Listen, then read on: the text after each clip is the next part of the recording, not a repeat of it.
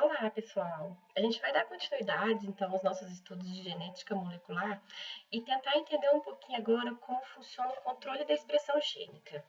O que a gente viu até agora foi o fluxo da informação genética, né? Nós vimos todos os passos que levam a informação genética que está armazenada na molécula de DNA até, por exemplo, a tradução em proteínas, né? Então, nós vimos a replicação, que é quando a gente tem a passagem da informação genética de uma molécula de DNA para as duas novas moléculas de DNA. Vimos em seguida, né, a transcrição, que é quando aquela informação armazenada na molécula de DNA passa para uma molécula de RNA e por último vimos a tradução, que é quando aqueles RNAs mensageiros transcritos, né, chegam até o citoplasma e possam ser traduzidos em proteínas, tá? O que acontece é que, por exemplo, no nosso caso, seres humanos, nós temos todas as nossas células, né, com exceção das hemácias, que são anucleadas, todas as nossas células têm um núcleo contendo os mesmos cromossomos, o mesmo DNA. Contudo, não são todas as proteínas que são expressas em todas as nossas células, né? Isso vai depender do tecido que nós estamos considerando. Então, uma proteína que é transcrita e traduzida, por exemplo, uma proteína não, né? Um gene que vai ser transcrito e traduzido em uma proteína no tecido muscular, não necessariamente será transcrito e traduzido no sistema nervoso, né? Então, isso vai depender da especialização. Além disso, né, não são todos os genes que são transcritos, né, e dependendo do período nosso de desenvolvimento. Então, às vezes, alguns genes eram transcritos enquanto estávamos em desenvolvimento, né, no útero da nossa mãe, e eles não são mais transcritos, né? Então, existe um mecanismo que controla essa transcrição dos genes, né, que liga e desliga determinados genes, dependendo do tecido que nós estamos considerando, dependendo do momento de desenvolvimento que nós estamos considerando. E é isso que a gente vai ver a partir de agora, tá? Então, como é que acontece esse controle da expressão gênica? E quando a gente pensa em controle da expressão gênica, lembre-se, os genes estão lá. Quando a gente está falando de expressão gênica, é se eles estão sendo ligados ou não, tá? E a gente vai começar com aqueles organismos, né, que a gente tem o maior conhecimento, que são seres procariotos, né? Então, se a gente pensa na E. coli, por exemplo, né? As E. colis, elas vivem principalmente nos tratos gastrointestinais dos animais endotérmicos. Então, se a gente pensa em nós, mamíferos, por exemplo, né? A Escherichia coli que está lá, né, no nosso trato gastrointestinal, ela não tem como controlar o seu ambiente externo. Né? Ela está ali e não é igual a gente que está com fome, vai levantar aqui da cadeira e vai ali na cozinha e vai comer. Né? Ou se está com muito calor, vai sair daqui, vai ligar o ventilador, vai continuar, seja o que for. Então, ela não tem como controlar. Então, produzir, né, todas aquelas proteínas, todas aquelas enzimas necessárias para qualquer situação, seria um gasto energético para a bactéria muito grande, né? Então, existe um mecanismo de controle de quais genes serão transcritos em determinados momentos para que não haja uma perda desnecessária de energia, né? E como que isso acontece, né? Então, as E. colis, por exemplo, assim como a grande maioria, né, dos procariotos, elas utilizam a glicose para gerar energia, para gerar ATP. Mas elas são capazes de metabolizar outros açúcares, tais como lactose, arabinose, maltose, xilose, sempre dando preferência para a glicose, né? Então, se existe glicose no meio e a lactose, por exemplo, ela vai degradar a glicose primeiro para depois partir para a lactose, tá? Além disso, né, se algum determinado aminoácido está ausente, né, aquela bactéria vai produzir as enzimas necessárias para a produção desse aminoácido, né? Então, existem alguns sinais, né, que fazem com que aquela bactéria expresse determinados genes naquele momento, porque produzir tudo, né, para qualquer consideração ambiental para ela seria um gasto energético muito grande, e é isso que a gente vai ver a partir de agora, tá? Então, quando a gente pensa, né, em expressão gênica, o que a gente não pode esquecer é que existem algumas sequências de DNA que vão ser transcritas, tá? Mas a gente também tem algumas sequências de DNA que vão regular a expressão de outros genes e não necessariamente são transcritos.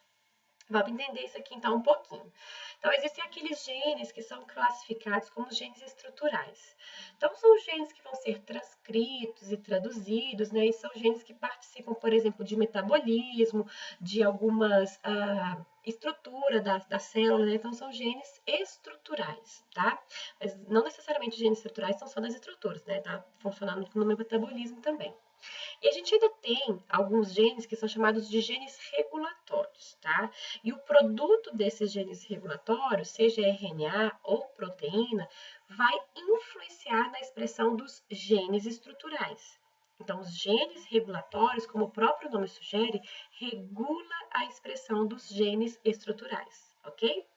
Mas existem genes estruturais que não são regulados, que estão sempre sendo transcritos, que são os genes constitutivos, por exemplo.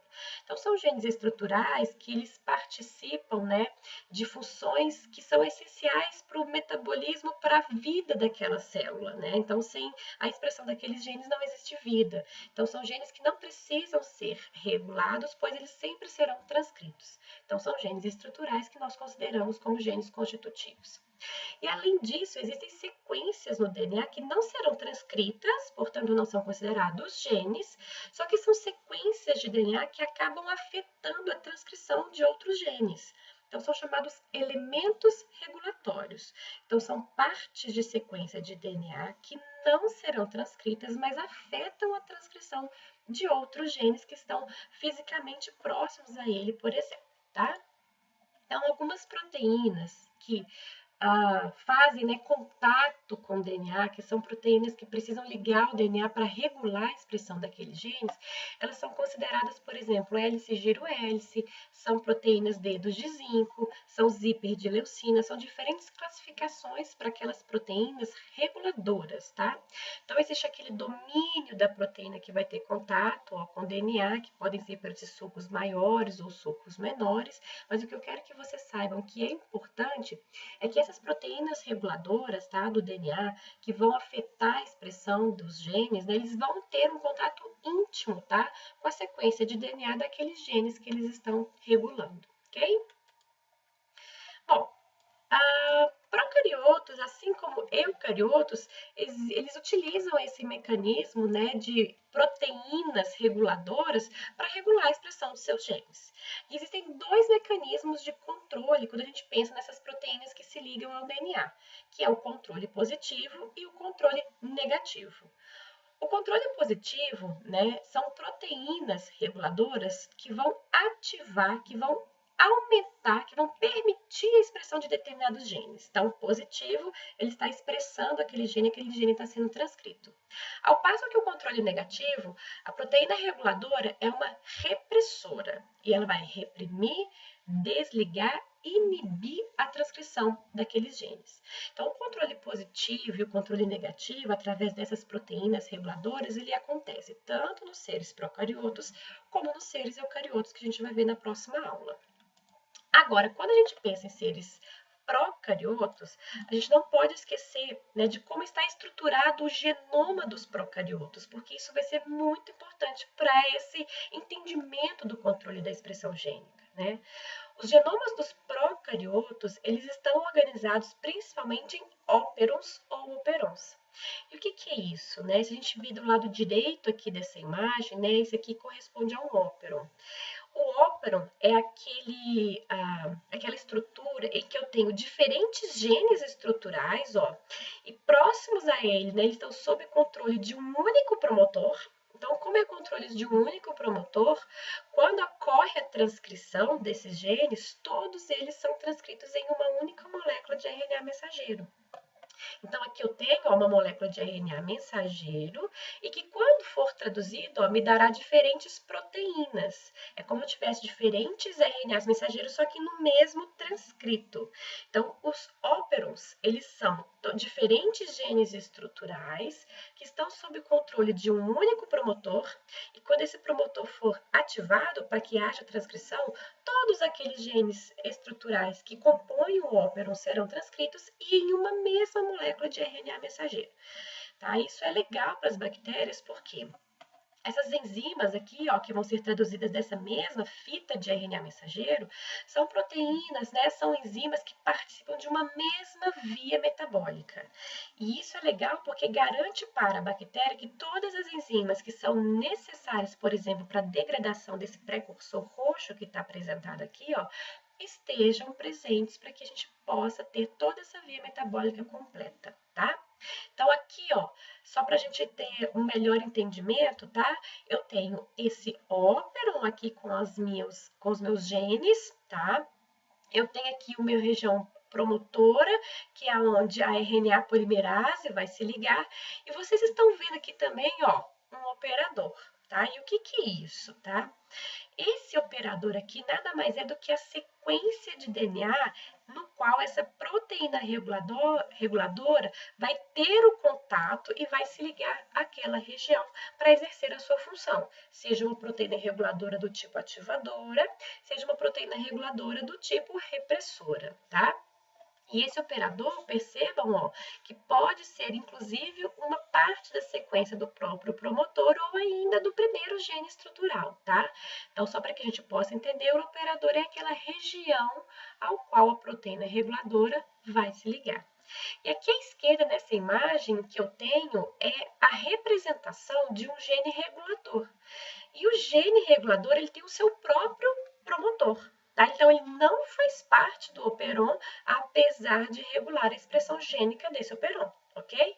Então, aqui nesse gene regulador, ó, eu tenho um único promotor para ele vai ser transcrito. Se for, né, um gene e que o seu produto regulador é uma proteína, ele vai ser traduzido numa proteína reguladora, e essa proteína, ó, que ela está me mostrando aqui, ó, que existem diferentes domínios, tá? Representado aqui por esses buraquinhos.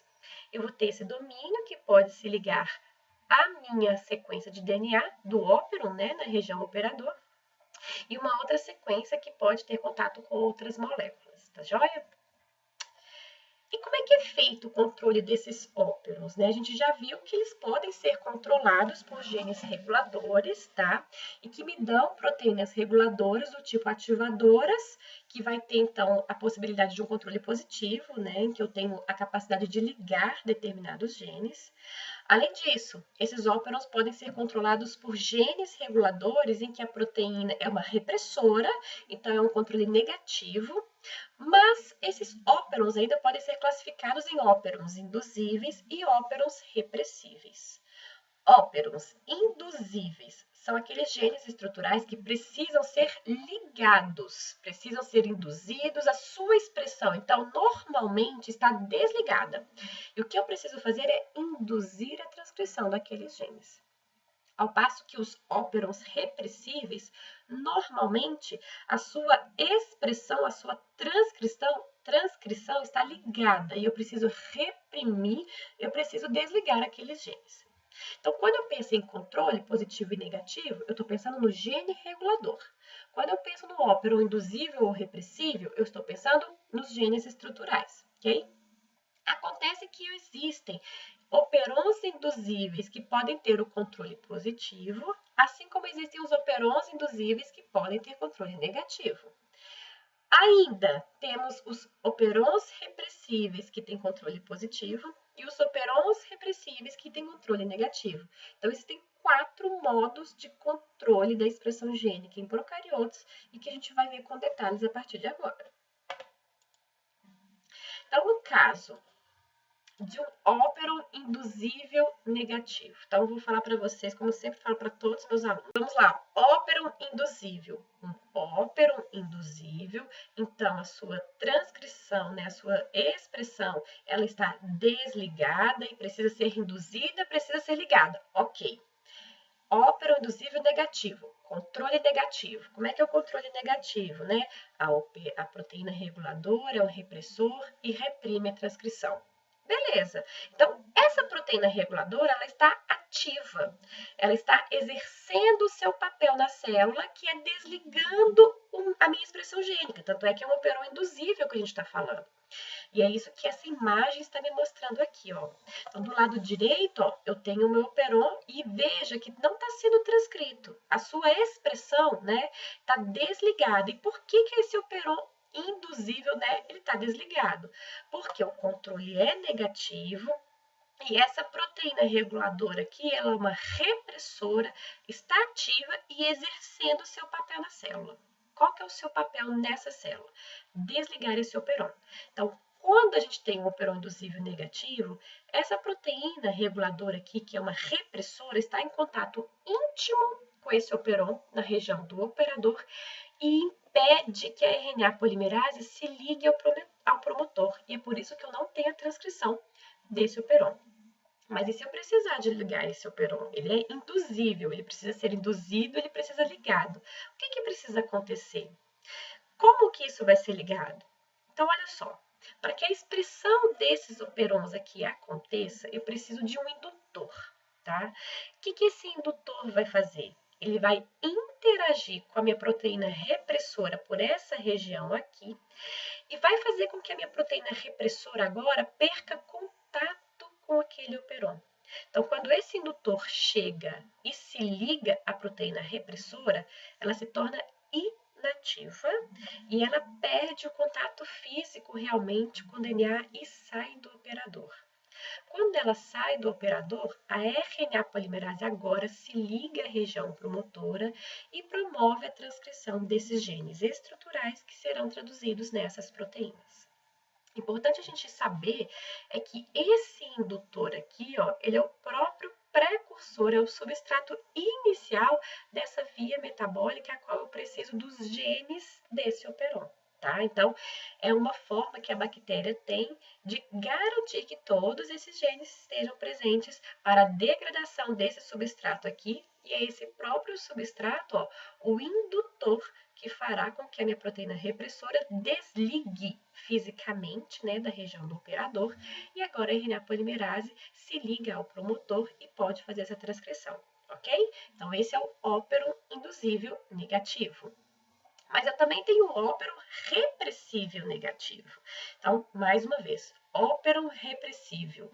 Então, a sua transcrição ela está ligada e precisa ser reprimida, precisa ser desligada. Ok. Controle negativo. O controle negativo é uma proteína repressora. Então, no caso dessa proteína repressora, ela está inativada e não está exercendo o seu papel na célula. Qual que é o seu papel? É impedir, é reprimir a transcrição. O controle é negativo, mas ela não está ativada ainda, tá? Então, vamos estudar aqui essa imagem. Eu tenho aqui, ó, do lado esquerdo, a minha representação do gene regulador, ó, e ele está sendo transcrito e traduzindo em uma proteína, que é uma proteína reguladora do tipo repressora. Só que essa proteína ela está inativada e ela não exerce o seu papel na célula, ela não se liga ao operador. E com isso não há impedimento para a RNA polimerase se ligar à região promotora. Então é por isso que esses genes estruturais aqui estão sendo sempre transcritos e traduzidos. E o que esses genes geralmente estão fazendo aqui para mim, ó, é um produto de síntese, que eu estou chamando aqui de U. Então, eles estão sendo sempre transcritos, né? Esse gene está sempre ligado. Esse produto final aqui, representado por essa cor azul, ele vai acumular na célula, tá? E ele se acumula na célula de forma... Opa, deixa eu só tirar aqui, ó. Ele acumula na célula de forma que ele vai ter uma quantidade tão grande que, às vezes, a expressão daquele gene não é mais necessária. Então, esse próprio produto aqui, ó, é ele quem vai atuar na minha enzima repressora, ativando essa enzima, de forma que agora ela consiga ligar à região do operador, desligando esses operons aqui. Desculpa, esses genes estruturais, desligando esse operon, tá?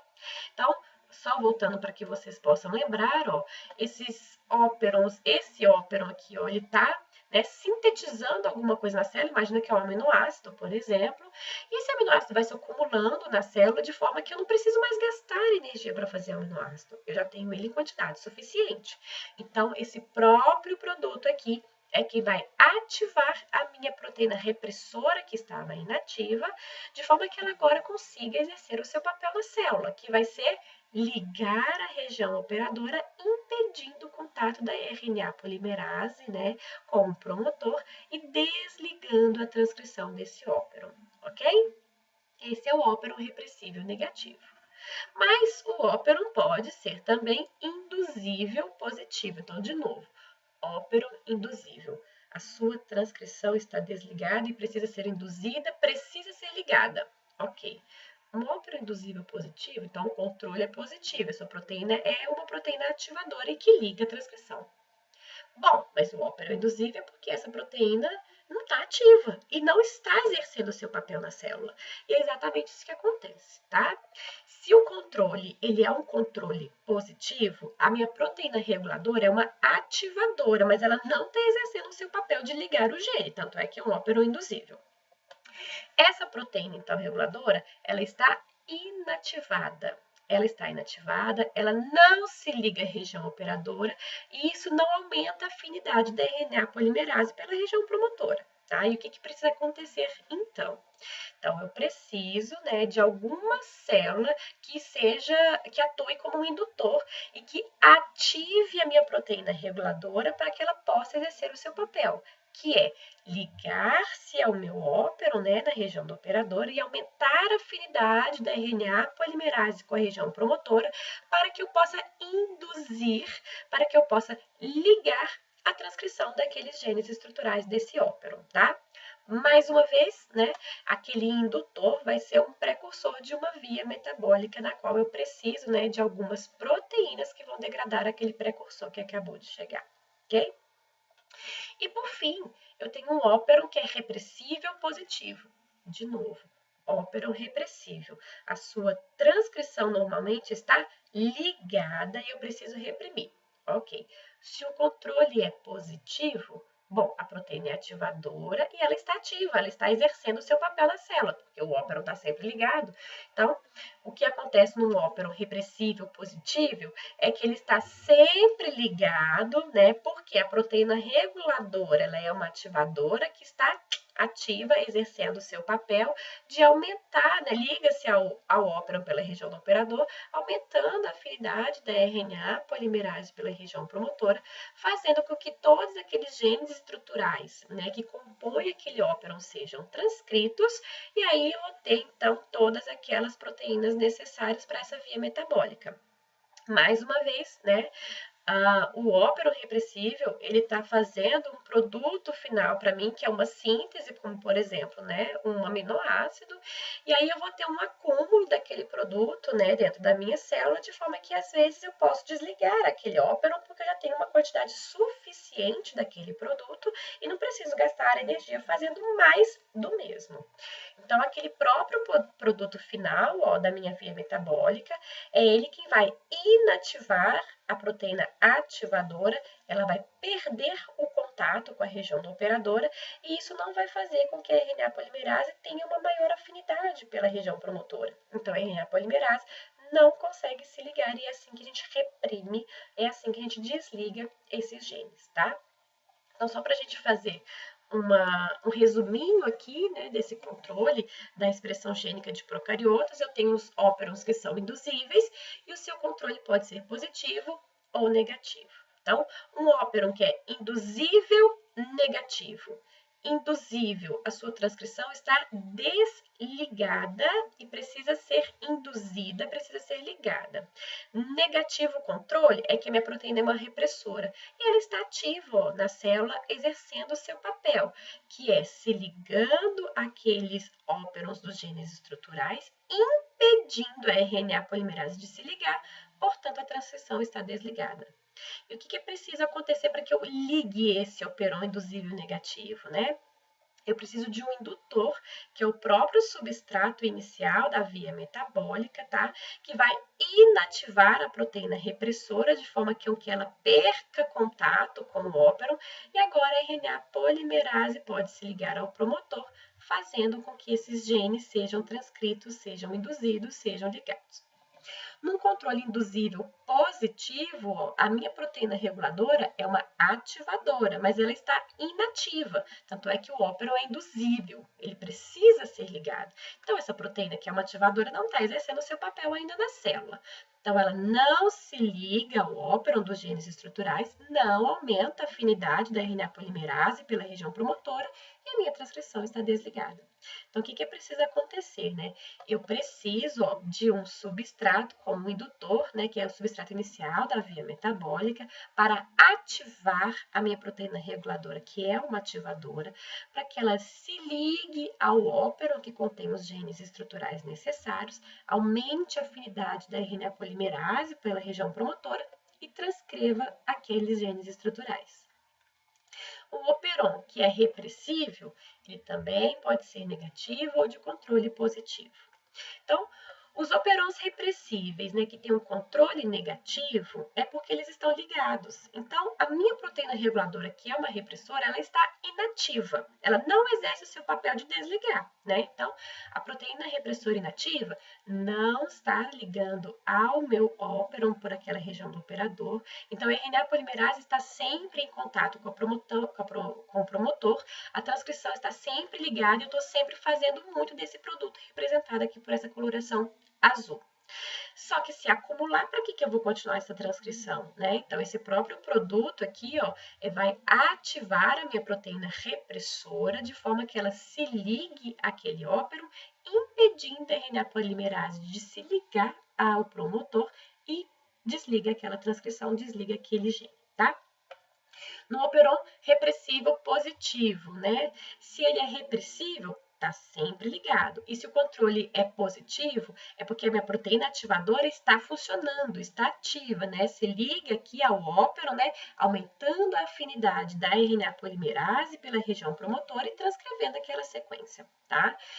Mas ele está me fazendo algum produto, né, que está se acumulando dentro da minha célula, né? Então, eu posso desligar aquilo dali. Então, o próprio produto final é ele quem vai inativar a minha proteína ativadora, que perde, né, sua ligação com aquele óperon, e aí a RNA polimerase não vai ter afinidade mais, não vai se ligar à região promotora, e eu consigo desligar a transcrição daqueles genes. Okay?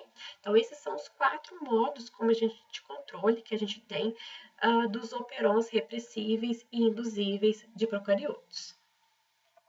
Então, para a gente ter, né, como exemplo aqui, a gente vai estudar um pouquinho o operon LAC de E. coli. Como eu falei para vocês, né, a E. coli ela vive em trato gastrointestinal dos animais endotérmicos, né? Então, imagina, por exemplo, que nós, mamíferos, a gente tem E. coli, né, no nosso trato gastrointestinal. E nós, como mamíferos, nos alimentamos muito de leite, né? E a lactose, ela é um dos principais carboidratos do leite, né? E ele vai ser metabolizado pela E. coli. Então, no operon LAC de E. coli, nós temos 3 genes estruturais importantes: a permease, beta-galactosidase e a tilgalactosídeo transacetilase. Quais as funções desses genes, tá? A permease, então, ela vai ser uma proteína transmembrana que permite a entrada da lactose do meio exterior para dentro da bactéria.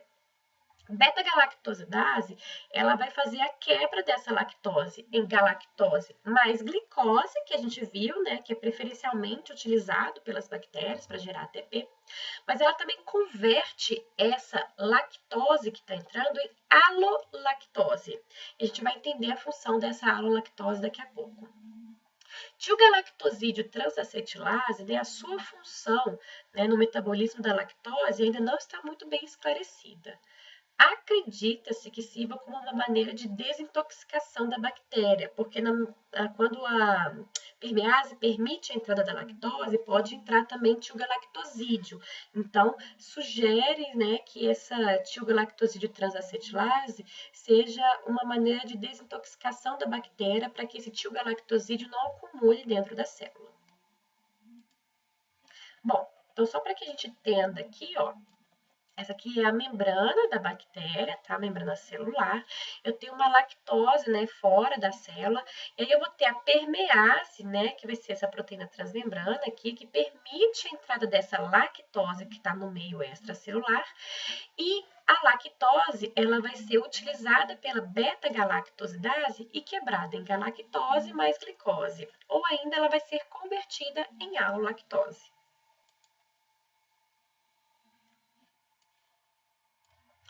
Esse aqui, ó, é o operon, né, da E. coli. Então, olha só, esses aqui são os nomes dos genes estruturais, LAC-Z, LAC-Y, LAC-A. tá? Então, esses aqui são genes estruturais, tá?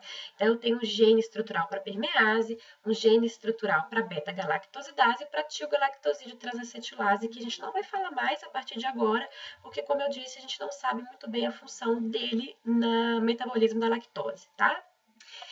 Aqui, ele está identificando para mim LAC-O, que seria a região do operador onde minha proteína reguladora se liga, tá? Nesse óperon. E LAC-P é a região promotora, tá? Desse óperon, onde a RNA polimerase se liga. Mais afastado, ó, na minha molécula de DNA, eu tenho o gene regulador do operon LAC, né? Então, eu tenho o seu promotor e LAC-I, que seria o gene regulador, que vai ser transcrito e traduzido em uma proteína reguladora. O operon LAC, né, de E. coli, ele é um exemplo de um operon induzível negativo. Se ele é induzível, a sua transcrição normalmente está desligada e precisa ser induzida.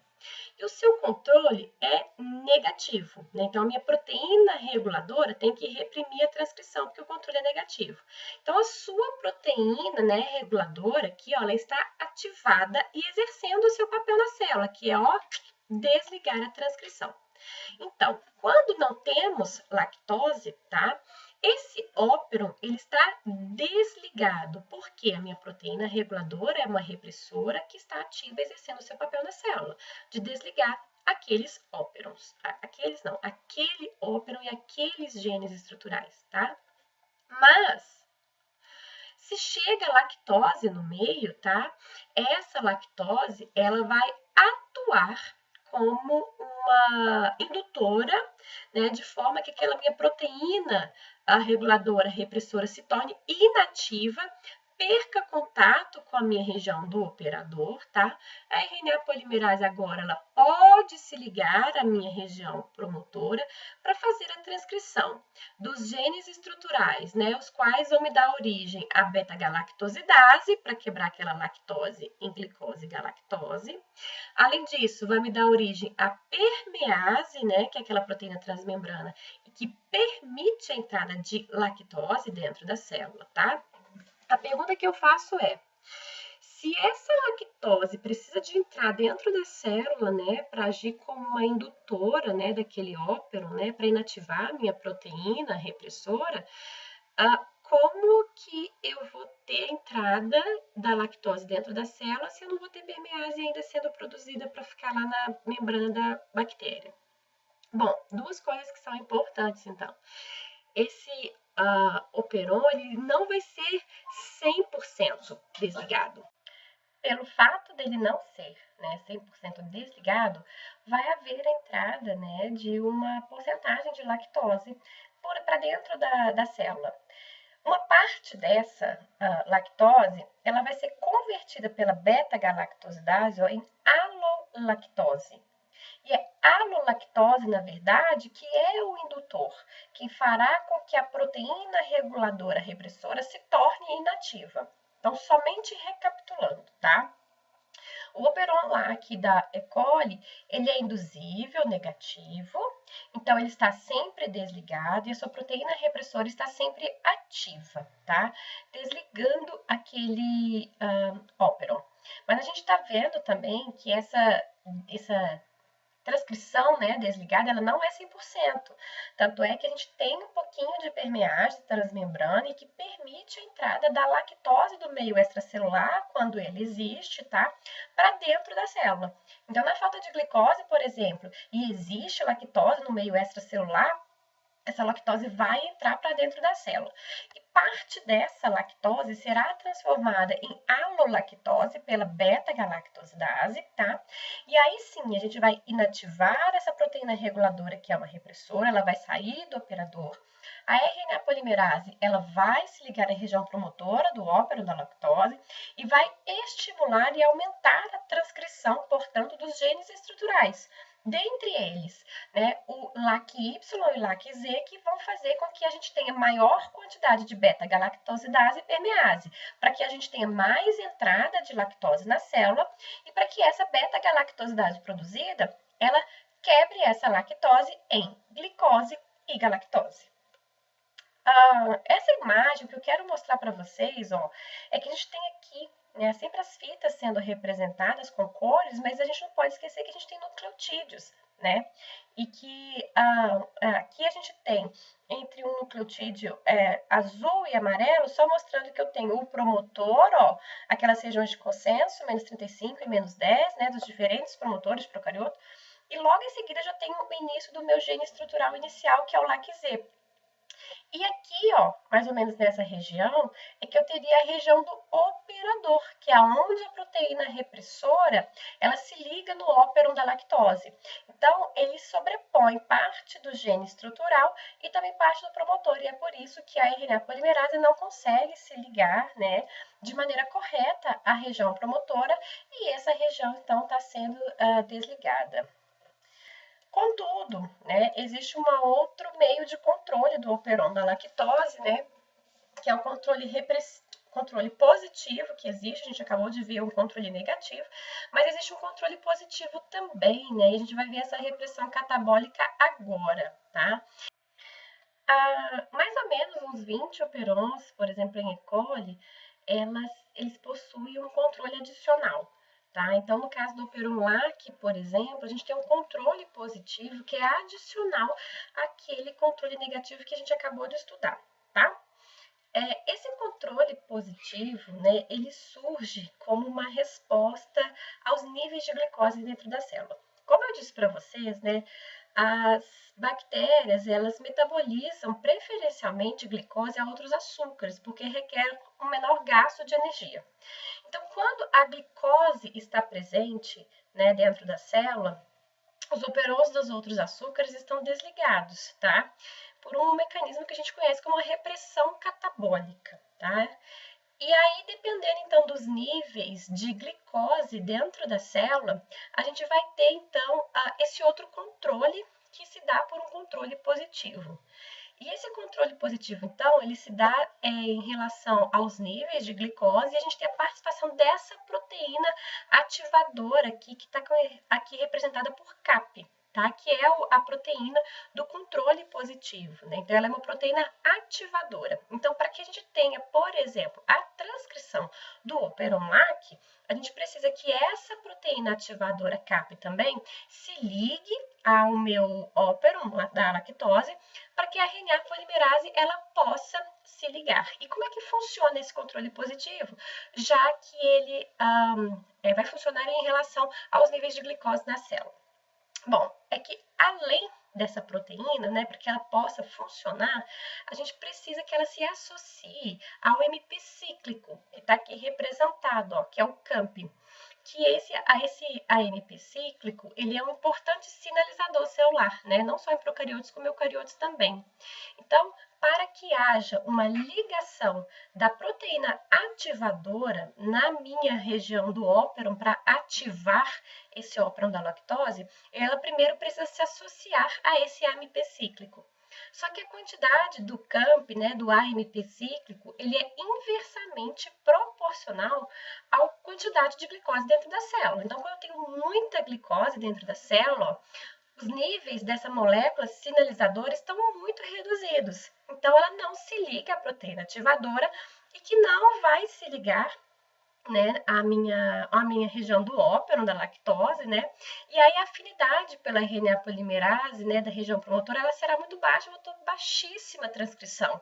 Então, é exatamente por isso que a transcrição do operon LAC, ela nunca é 100%, tá? Então, eu vou ter uma transcrição, mas uma transcrição menor, menos eficiente, porque a RNA polimerase, né, para se ligar de forma eficiente, né, à região promotora, eu preciso dessa associação dessa proteína ativadora. Contudo, né? Quando os níveis de glicose estão baixos na célula, a bactéria precisa ser avisada de alguma forma, né? E aí aumenta-se a quantidade do AMP cíclico, olha só a quantidade de CAMP que a gente tem aqui. E essa molécula sinalizadora vai se associar à proteína ativadora catabólica, CAP, e agora sim, essa proteína ativadora ela consegue se ligar à região do operon da lactose, de forma que a RNA polimerase ela se liga de forma mais eficiente à região promotora, e aí sim eu tenho a transcrição melhorada, eficiente daqueles genes estruturais que compõem né, o meu operon da lactose, então eu vou ter mais beta-galactosidase, mais permease, e que vai deixar entrar ainda mais lactose, né, na célula, já que eu tenho uma quantidade, ó, de glicose extremamente reduzida e eu preciso de acionar os óperos para outros açúcares, tá? Então, só para a gente ter uma noção aqui, ó, esse aqui seria uma molécula do AMP cíclico, ó, tá vendo que é um nucleotídeo modificado, tá joia? O operon triptofano, né, diferente do operon da lactose, que era induzível e negativo, que ia, né, participar de processo de degradação, né, da lactose, o operon triptofano vai trabalhar na síntese desse aminoácido triptofano, tá? E ele é um exemplo de operon repressível negativo. Então, se ele é um operon repressivo, significa que ele sempre está ligado. E se ele é negativo, é porque a sua molécula reguladora, ó, que está aqui representada e que é uma repressora, ela inicialmente está inativada e não exerce o seu papel na célula. E de fato é isso que acontece. Olha só, aqui à direita eu tenho a representação do ópero, do triptofano, tá? Então aqui eu tenho a região promotora, a região do operador, que é onde a proteína reguladora se liga, e eu tenho os genes estruturais, tá? TRPE, D, C, B e A, e todos esses 5 ó, são componentes de 3 enzimas que transformam o corismato no aminoácido triptofano. Então, o que acontece é que esse ópero está sempre, né, ligado, ele é um operon repressivo, porque a minha proteína reguladora, que é a repressora, está inativada, não se liga à região do operador, então a RNA polimerase se liga tranquilamente à região do operador e eu vou sempre sintetizando, então, triptofano para a minha célula. Até que, né, esse triptofano já tenha sido sintetizado a uma quantidade suficiente, e aí eu posso desligar aquele óperon, né, para não gastar energia à toa. Então, o próprio triptofano que acabou de ser sintetizado é quem vai interagir com a molécula reguladora, que é uma repressora que estava inativa. O triptofano ativa essa proteína repressora, ó, que vai se ligar ao operador, terminando a minha transcrição. Ou seja, quando o triptofano está baixo, o ópero está sempre ligado, sintetizando o triptofano. Já tem uma quantidade de triptofano alta, ele pode ser desligado. Então, o próprio triptofano vai ativar a molécula repressora, de forma que ela se ligue ao operador e silencie, reprime e inativa a transcrição desses genes, certo? Bom, eu queria que vocês analisassem aqui comigo essa região, né, 5' UTR, que é de Untranslated, né, Region. Essa região que estaria aqui, presente aqui, ó, no meu triptofano, tá? Tá vendo aqui, ó, 5' UTR? Essa região aqui, ela é uma região que é subdividida em 4 regiões, que está representada com cores diferentes aqui para vocês, ó, que são chamadas as regiões 1, 2, 3 e 4, tá? E por que eu vou falar dela para vocês aqui? Porque com o triptofano, a gente também tem um outro nível de controle, tá? Que é um nível adicional também de controle desse ópero, que é chamado de atenuação. E para que a gente possa entender a atenuação, é importante que a gente entenda a estrutura dessa região, tá? Então, essa região 1, o que é importante nela é que ela tem uma sequência, ó, que especifica 2 códons de triptofano, tá? Desse próprio aminoácido, e que após a região 4, né, eu tenho uma sequência de nucleotídeos, que é uma sequência de uracilas no meu RNA. E logo em seguida eu já tenho, ó, o primeiro gene estrutural, que é o TRP, tá? E aqui está o seu códon de início, que é o códon de início da tradução, quando esse primeiro gene estrutural for traduzido, ok? Bom, essa sequência, ó, que estava ali representada por cores, agora aqui mantém-se as cores, ok? Mas a gente está colocando também representado os nucleotídeos, para que a gente veja qual importante é a análise desses nucleotídeos nessas regiões. Então, como eu falei para vocês, na região 1 eu tenho 2 códons, ó, o GG, que são códons de triptofano. Eu tenho aqui a sequência de nucleotídeos da minha região 2, ó, sequência de nucleotídeos da região 3, da região 4, e logo após a região 4 eu tenho uma sequência de uracilas, como eu combinei com vocês, como eu comentei com vocês. Se a gente analisa esses nucleotídeos, tanto da região 1, quanto da região 2, quanto da região 3, quanto da região 4, a gente vê que essas sequências, elas são em um pedaço, né, parte delas, complementares entre si. E isso pode fazer com que essa região se dobre e forme uma molécula fita dupla. Como assim, tá? Dessa forma que eu estou mostrando aqui para vocês, tá? Parte da região 1, né, é complementar a região 2 e ela pode fazer essa estrutura aqui fita dupla. E também parte da região 3 é complementar a região 4 e pode fazer essa fita dupla aqui. Só que também parte da região 2 também é complementar à região 3. A gente tem essa estrutura formada aqui, tá? Então, todas essas estruturas possíveis que eu estou mostrando aqui, elas só acontecem, ó, porque eu tenho regiões, ó, que são complementares entre essas sequências que eu chamo de 1, 2, 3 e 4. Beleza. Qual que é a consequência disso, tá?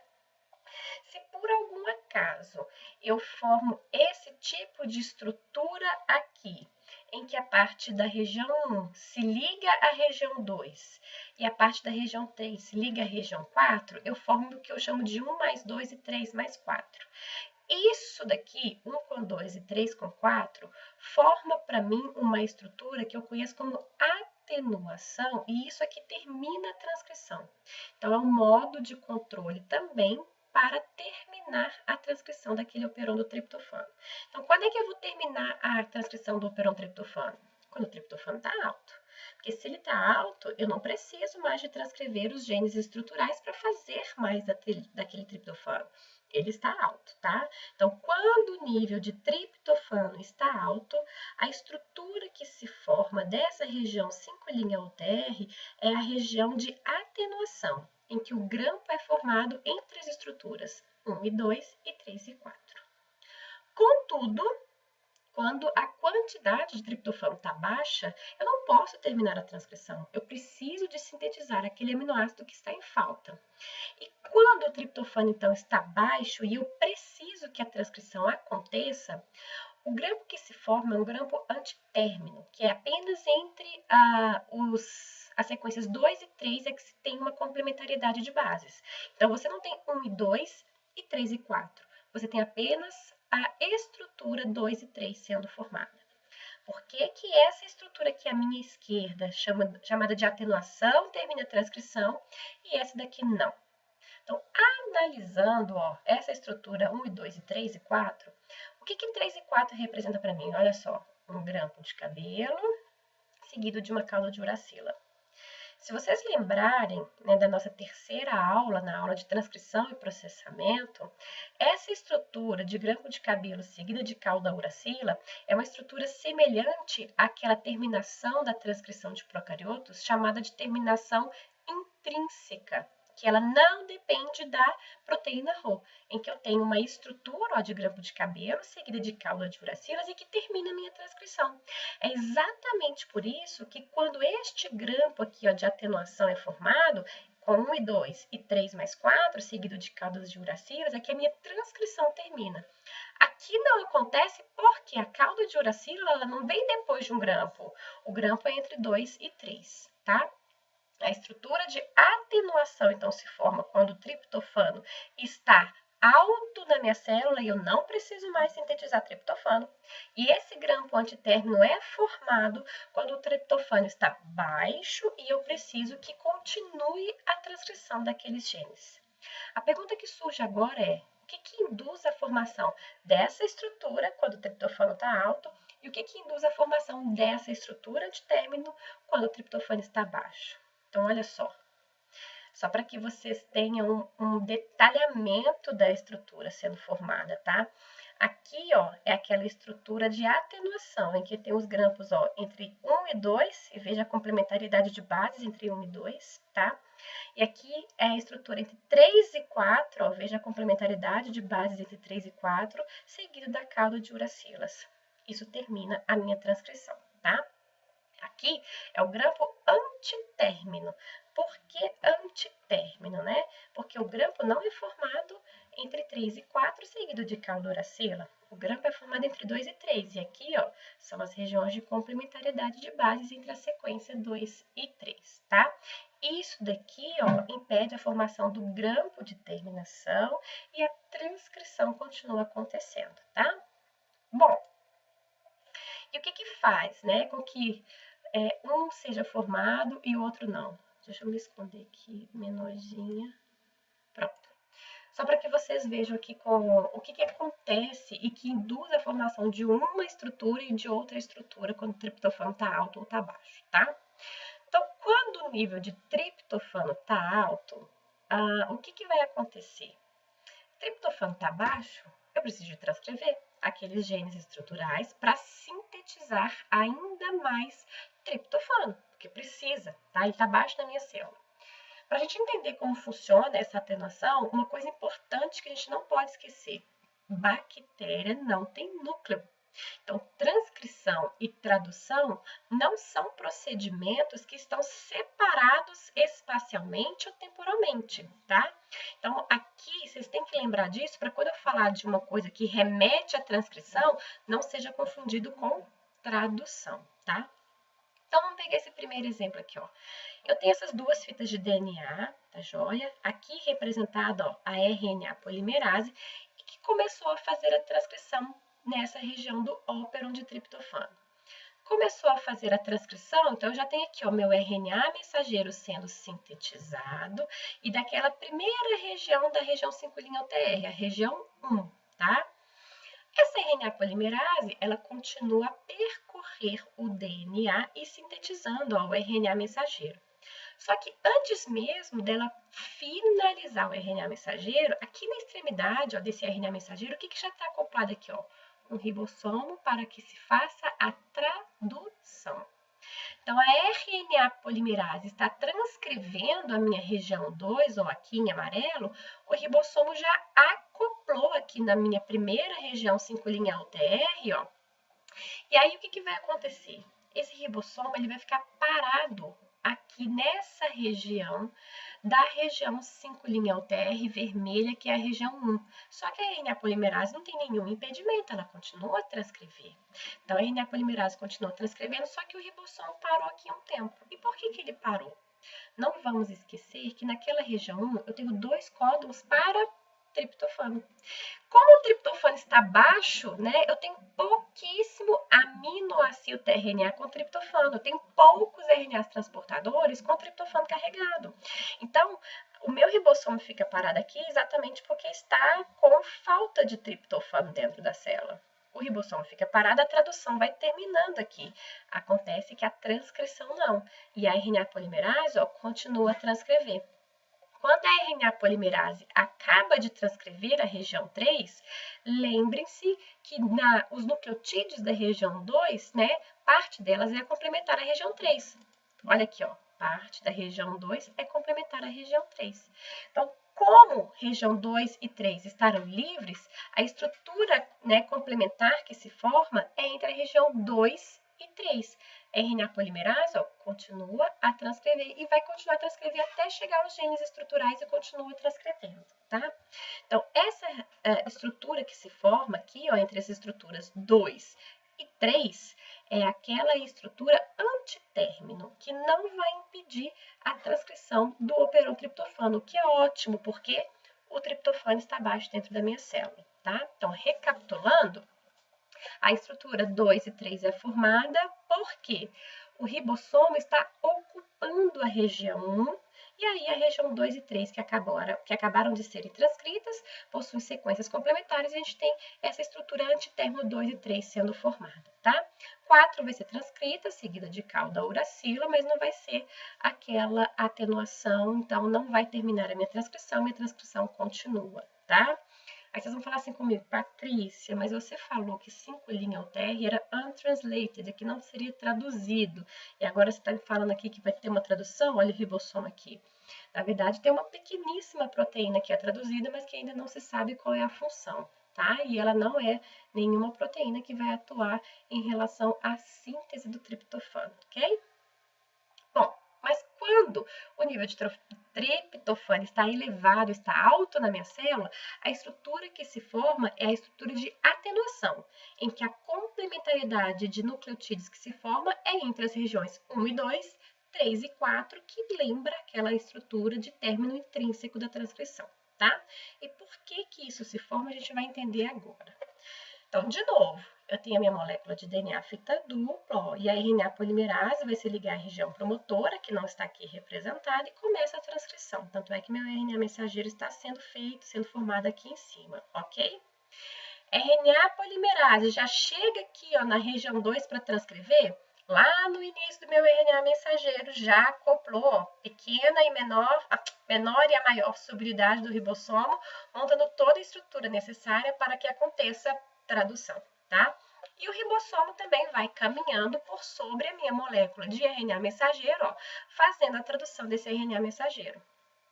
E aqui, nesse momento da região 1, quando ela encontrar os 2 códons de triptofano, o ribossomo não vai ficar parado dessa vez, ele vai prosseguir. Por que ele vai prosseguir? Porque o nível de triptofano está elevado, está alto. Então, eu tenho muito aminoácido tRNA com triptofano. Ou seja, eu tenho muito RNA transportador carregando triptofano pela célula. Então, rapidinho, esses sítios, né, A serão ocupados por transportadores trazendo triptofano e o ribossomo vai continuar a caminhar por sobre a minha molécula de RNA. Então, o que eu vou ter aqui? O meu ribossomo não vai ficar parado e vai continuar caminhando, se movimentando. Ele vai chegar na região 2 do RNA mensageiro para fazer a tradução. Com isso, né, a RNA polimerase transcreve a região 3 e 4 e 3 só não vai se ligar com 2 porque a região 2 está ocupada pelo ribossomo fazendo a tradução. Mas 3 também era complementar a 4. E aí 3 vai se ligar à região 4, seguida de cauda de uracila.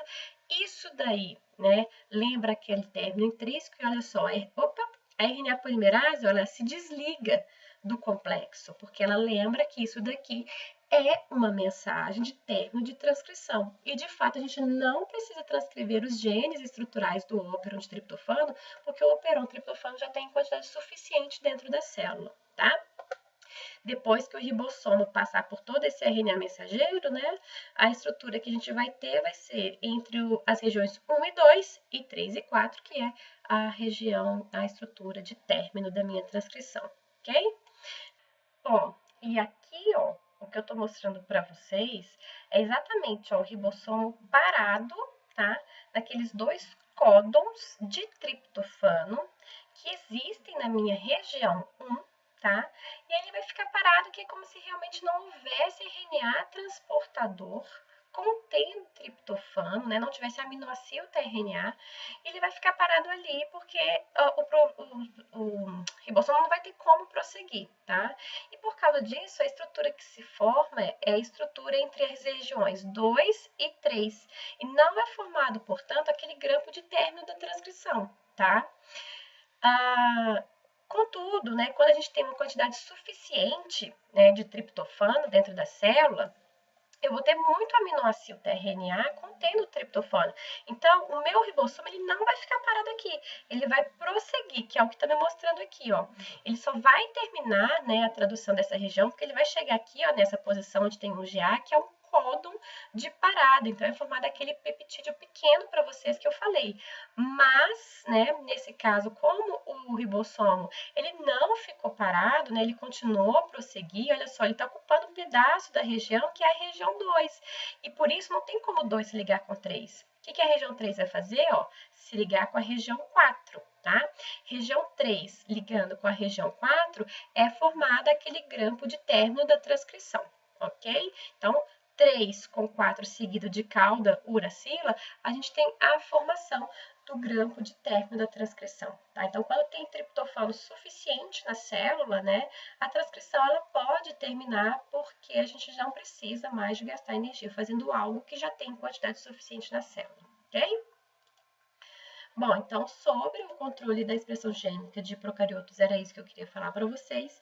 E vocês vão ter mais detalhes sobre esse controle nos capítulos de referência citado para vocês no plano de curso, tá bom? Obrigada!